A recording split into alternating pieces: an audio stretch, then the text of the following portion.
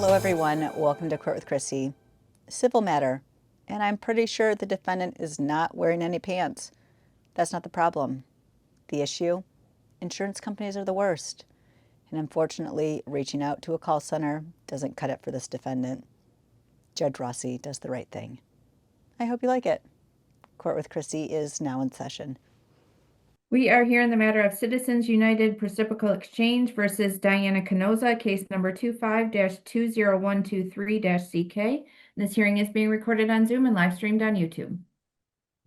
And this matter comes before the court today on Cure Insurance's motion for a entry of a default against Ms. Canosa and Mr. Kimbrell. And I would ask counsel for Cure, if you, or would you, counsel for the insurance company, would you place your appearance on the record? J Labon. Charles Torno. Bluetooth connected. P739998 on behalf of Cure. Very good. Thank you, Mr. Torno. And I do see, it looks like either Mr. Kimbrell or perhaps Ms. Canosa or both are connected here on Zoom. Who do we have present for defendants? And you're going to have to unmute Kimbrell, Canosa connection there. You're going to have to hit that red microphone so I can hear you. And start. There we go, I think. Yes, I now can hear you. Who do I have? Is it Mr. Kimbrell? Yes, this is Mr. Kimbrell and my grandmother, Diane Canosa. All right. Would you state and spell your full name for the record, please, Mr. Kimbrell? Yes. Andrew Kimbrell, Kimbrell. All right. Thank you, sir. Mr. Kimbrell, have you retained counsel to represent you in this case by chance? No, I haven't. Okay. And do you understand the kind of the mechanics of this case in that, Citizens United has served you with papers that say, hey, we don't cover you under our policy and further, are going to cancel the policy. I think that named maybe Miss Canosa, your grandma, as the insured, retroactively because she didn't disclose that you were living with them at the time of the application. Do you kind of understand what's happening? Yeah, I understand what's happening, and she is aware of it as well. However, yeah, it's more, I believe it's more of a misunderstanding than anything. My grandmother would like to speak, or did you still have more to say? No, that's okay. I'll hear from Miss Canosa as well. Miss Canosa, would you state and spell your full name for the record, please? Diana Shirley Canosa. Could you spell that for me, please, ma'am? Kanoz as in zebra, A.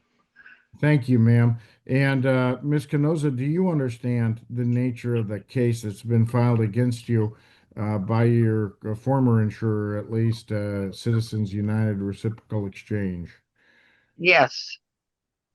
Okay. And have you retained counsel to represent you in the case by chance? No, I haven't, because I figured that I would take care of it myself. Okay, well, that's a very hard thing to do in a complicated insurance case in court like this. Not impossible, but pretty darn hard to do. And I mean, you're in a position now because you haven't responded to the insurance company where they're asking me to say, Judge, everything that we said in the complaint is true because we don't have any answers. And that's exactly what the law does. Is that if you don't answer within the requisite amount of time. I did answer. Oh, sure. You filed an answer in the complaint? Yeah, we've been in correspondence with them pretty much up to just until the last 1 or 2 months. We had been communicating with them regularly. It was on the phone. Yeah. Yes. Well, It was on the phone, and they documented it. They had a recording of it all. Sure. No, Uh, let me clarify for you though. When I say answer in court, you're exactly right. Answer in everyday life means I answered the phone or I responded to the email. And answer in court means I filed a paper that says, I deny their allegation number one is true. I deny their allegation number two is true. And then it's signed by the party, that's filing the document at the end of it. It's a very specific term, as all terms are, with legal filings and filings in court. And that's exactly the reason why I'd say, if you want to mount a credible defense to what the insurance company is saying here, the most uh, effective way, the only effective way, in my estimation, would be to retain an attorney. You could either hire an attorney at your own cost or possibly access an attorney through a no charge. If you qualified for legal aid, you could try to get a civil attorney to represent you through legal aid, and they might weigh in on your behalf and agree to represent you on this matter.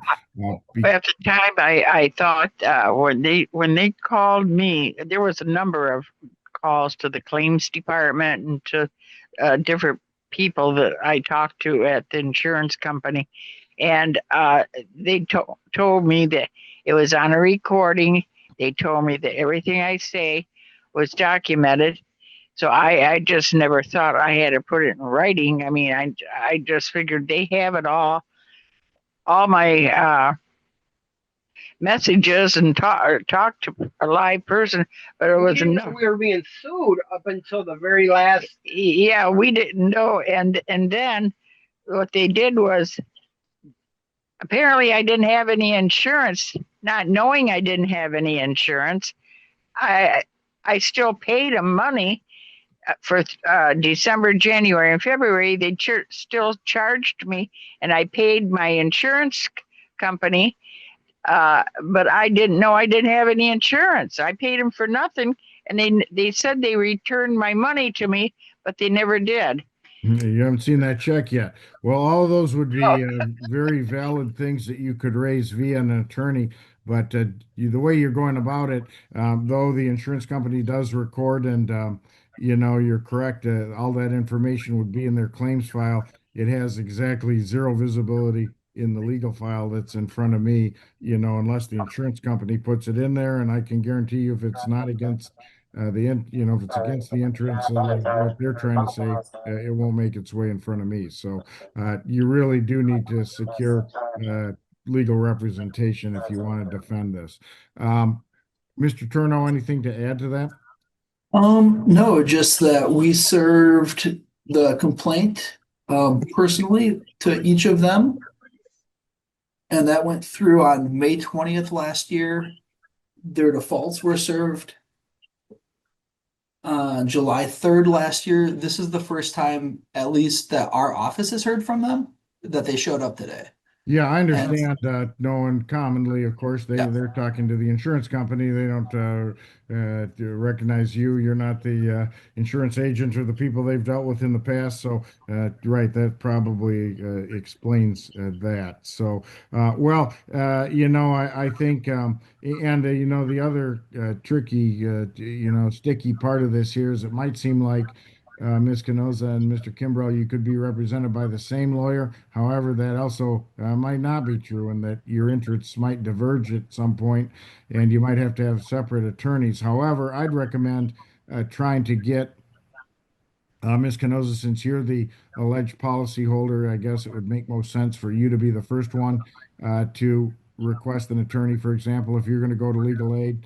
And then, initially the person could evaluate whether they can represent the both of you or not. And then I would, if failing at legal aid, I guess I would reach out to an attorney who does civil insurance work, who you could hire. That would be quite expensive. So, um, why is that? Could that be a conflict of interest to have the same attorney? yeah, it could be because, the basic allegation here is that the reason the policy was canceled was because Mr. Kimbrell lived with you at the time of your application for insurance, and that application didn't say, oh, by the way, my grandson lives with me at the house, and they're saying that's the kind of misrepresentation that allows them to cancel Yeah, the policy. So, which wasn't true, at the time was not true.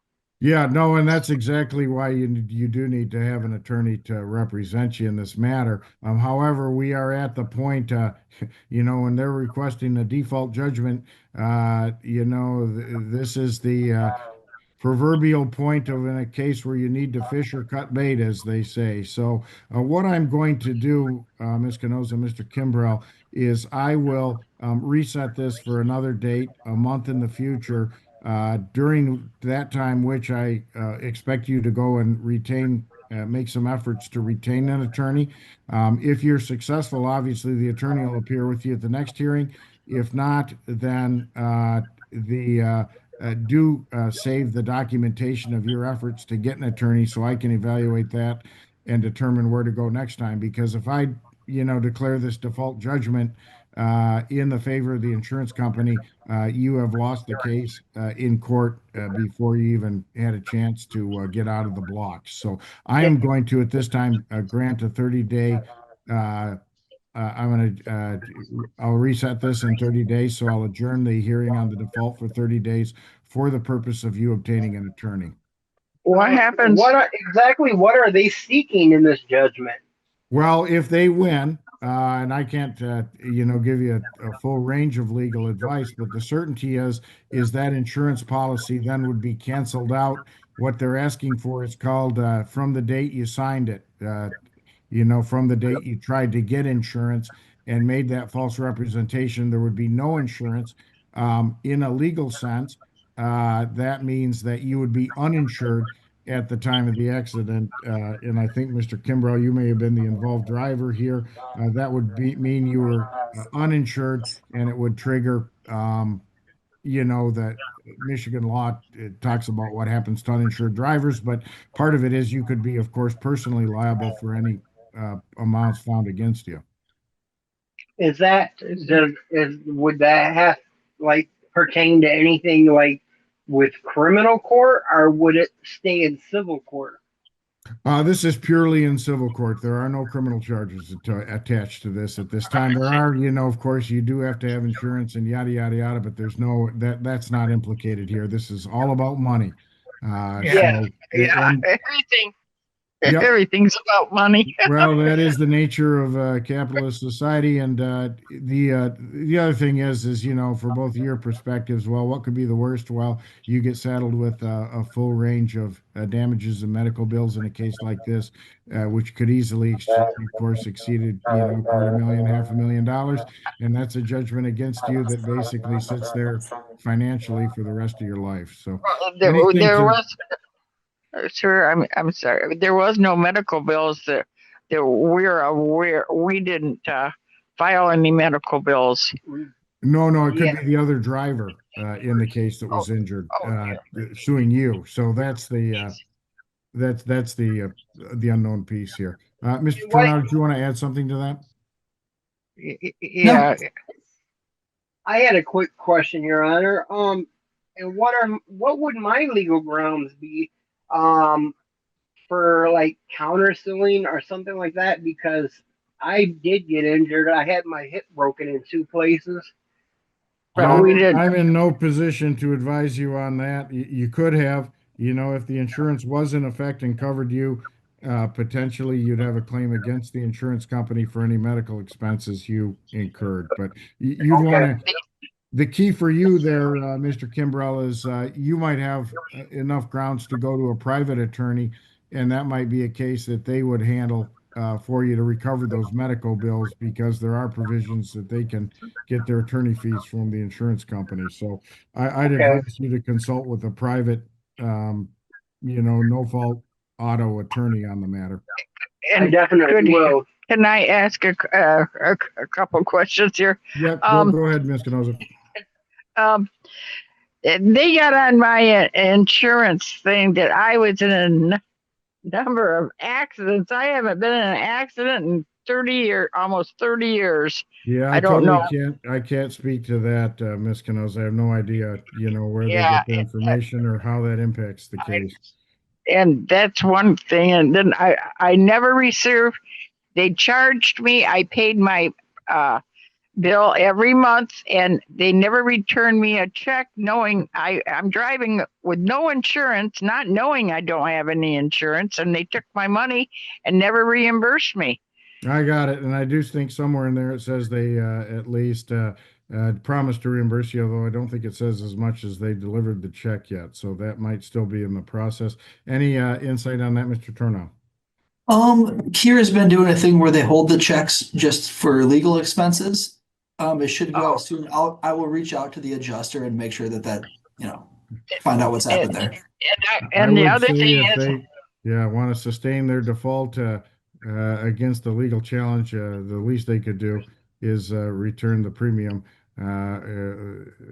as they say they're going to do when they do this. So the I other already thing looked- is, and you can transmit to Mr. Tarnow to Cure that I already looked somewhat askance based on some prior cases, those practices, and I'll look further askance at them if they are not doing what they say they're going to do.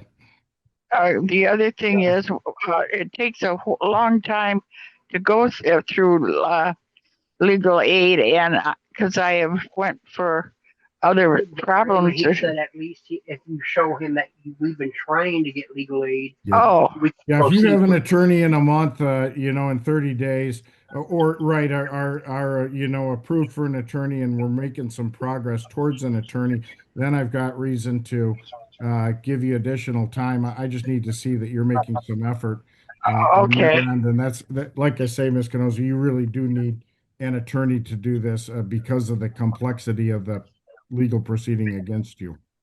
Yeah. Okay, I see. All right, well, I will try to get a legal attorney because we're on Social Security and have no way to pay a lawyer. We'll That definitely- should, the good news is, that's a hard thing to live day to day, but the good news is that ought to qualify you hopefully in the door, at least financially, at legal aid. Yeah, okay. right. Very Well, good. thank you. Thank you. I'll see you all in 30 days and see where we stand. And like I say, it'd be very helpful, any way you can to get an attorney. And if legal aid says we think it, somehow, might be a paying case, then try a regular no-fault attorney. I'm not an expert in this, and I can't really give legal advice. They might see something that I don't see here. So, Yeah, we will definitely try to figure out what our options are. Will you send something in the mail that when it's going to be? the next thing you'll get from me will be a notice of the new hearing date, which will be about a month from today, on a Friday, just like this hearing was. And I'm glad you all are able to navigate Zoom. Not everyone is, so. I was able to.